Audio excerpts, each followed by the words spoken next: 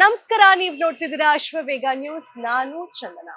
ಪ್ರತಿಯೊಬ್ಬ ಮನುಷ್ಯನ ಜೀವನದಲ್ಲಿ ಈ ಮದುವೆ ಅನ್ನೋದು ದೊಡ್ಡ ಮಟ್ಟದ ಒಂದು ಮೇಜರ್ ರೋಲ್ ಅನ್ನ ಪ್ಲೇ ಮಾಡುವಂತಹ ಒಂದು ಅಂಶ ಅಥವಾ ವಿಷಯ ಅನ್ನೋದು ನಮ್ಗೆಲ್ರಿಗೂ ಗೊತ್ತಿದೆ. ಸಾಕಷ್ಟು ಜನ ಮದ್ವೆ ಆಗಬೇಕು ಅಂತ ಹೇಳಿ ಕನ್ಸುಗಳನ್ನ ಕೂಡ ಕಟ್ಕೊಂಡಿರ್ತಾರೆ. ನನ್ ಮದ್ವೆಗೆ ಹೀಗೆ ರೆಡಿ ಆಗ್ಬೇಕು, ಹಾಗೆ ರೆಡಿ ಆಗ್ಬೇಕು ಅಂತೆಲ್ಲಾ ಪ್ಲಾನಿಂಗ್ ಎಲ್ಲ ಮಾಡ್ಕೊಂಡಿರ್ತಾರೆ. ಅಂಡ್ ಈ ಮದುವೆ ಅನ್ನೋ ಒಂದು ಕಾರ್ಯಕ್ರಮ ಏನಿದೆ, ಇದು ಪ್ರತಿಯೊಬ್ಬರ ಜೀವನದಲ್ಲಿ ಒಂದು ಹಂತದಲ್ಲಿ ನಡೆಯುವಂತಹ ವಿಧಿವಿಧಾನಗಳು ಅಂತ ಕೂಡ ಹೇಳ್ಬೋದು. ಅಂಡ್ ಈ ಮದುವೆ ಈಗ ಸಾಂಪ್ರದಾಯಿಕವಾಗಿ ಆಗಿಲ್ಲ ಅಂತ ಹೇಳಿದ್ರೆ ಆ ಮದುವೆಗೆ ಯಾವುದೇ ರೀತಿಯಾದಂತಹ ಅರ್ಥ ಇಲ್ಲ ಅಂತ ಹೇಳಿ ಗುಜರಾತ್ ಹೈಕೋರ್ಟ್ ಮಹತ್ವದ ತೀರ್ಪನ್ನ ಕೊಟ್ಟಿದೆ. ಏನಿದು ಕಹಾನಿ ಅಂತೀರಾ? ಹಾಗಿದ್ರೆ ಪೂರ್ತಿ ವಿಡಿಯೋನ ನೋಡಿ.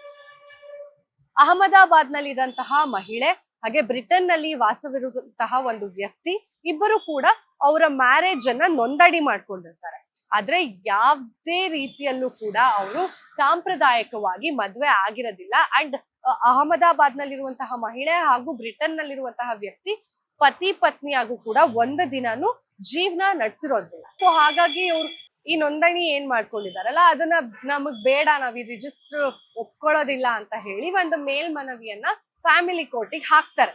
ಆ ಫ್ಯಾಮಿಲಿ ಕೋರ್ಟಿಗೆ ಹೋದಂತಹ ಸಂದರ್ಭದಲ್ಲಿ ಇಲ್ಲ, ನಿಮ್ ರಿಜಿಸ್ಟರ್ ಆಗಿದ್ದೀರಾ ಅಂದ್ಮೇಲೆ ನೀವು ಗಂಡ ಹೆಂಡತಿ ಅನ್ನೋ ಒಂದು ತೀರ್ಪನ್ನ ಫ್ಯಾಮಿಲಿ ಕೋರ್ಟ್ ಹೇಳುತ್ತಾನೆ, ಕುಟುಂಬದ ನ್ಯಾಯಾಲಯ ಹೇಳುತ್ತೆ.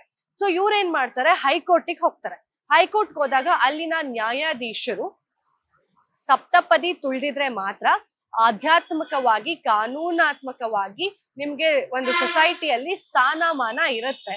ಹಾಗಾಗಿ ನೀವು ಸಪ್ತಪದಿ ತುಳಿದು ಆ ಮದುವೆ ವಿಧಿವಿಧಾನಗಳನ್ನ ನೀವು ನಿಮ್ಮ ಜೀವನದಲ್ಲಿ ನೆರವೇರಿಸಿಲ್ಲ ಅಂತ ಅಂದ್ರೆ ಈ ಒಂದು ನೋಂದಣಿಗೆ ಯಾವುದೇ ರೀತಿಯಾದಂತಹ ವ್ಯಾಲಿಡೇಷನ್ ಇಲ್ಲ ಅಂತ ಹೇಳಿ ಗುಜರಾತ್ ಹೈಕೋರ್ಟ್ ಒಂದು ಮಹತ್ವದ ತೀರ್ಪನ್ನ ಕೊಟ್ಟಿದೆ. ಇದು ಬರೀ ನೃತ್ಯಕ್ಕೆ, ಮದುವೆ ಅನ್ನೋ ಒಂದು ಕಾರ್ಯಕ್ರಮ ಅಥವಾ ನೃತ್ಯಕ್ಕೆ ಸೀಮಿತ ಆಗದೆ ಮದುವೆ ಅನ್ನೋದು ಎಲ್ಲರ ಜೀವನದ ಒಂದು ಮಹತ್ವದ ಘಟ್ಟ ಆಗಿರತ್ತೆ ಅಂತ ಹೇಳಿ, ಯಾರೆಲ್ಲ ಸಾಂಪ್ರದಾಯಿಕವಾಗಿ ಸಪ್ತಪದಿಯನ್ನ ಏಳು ಹೆಜ್ಜೆನ ನಿಮ್ಮ ಜೀವನದ ಸಂಗಾತಿ ಜೊತೆ ಹಾಕಿಲ್ಲ ಅಂತ ಅಂದ್ರೆ ಆ ಮದುವೆಗೆ ಯಾವುದೇ ರೀತಿಯಾದಂತಹ ವ್ಯಾಲಿಡೇಷನ್ ಇಲ್ಲ, ಆ ಮದುವೆ ಯಾವುದೇ ರೀತಿಯಾದಂತಹ ಮದುವೆ ಅಲ್ಲ ಅನ್ನೋ ಒಂದು ಮಹತ್ವದ ತೀರ್ಪನ್ನ ಕೊಟ್ಟಿದೆ. ಸೊ ಮತ್ತಷ್ಟು ಅಪ್ಡೇಟ್ಸ್ಗಾಗಿ ಫಾಲೋ ಮಾಡಿ ಅಶ್ವವೇಗ ನ್ಯೂಸ್.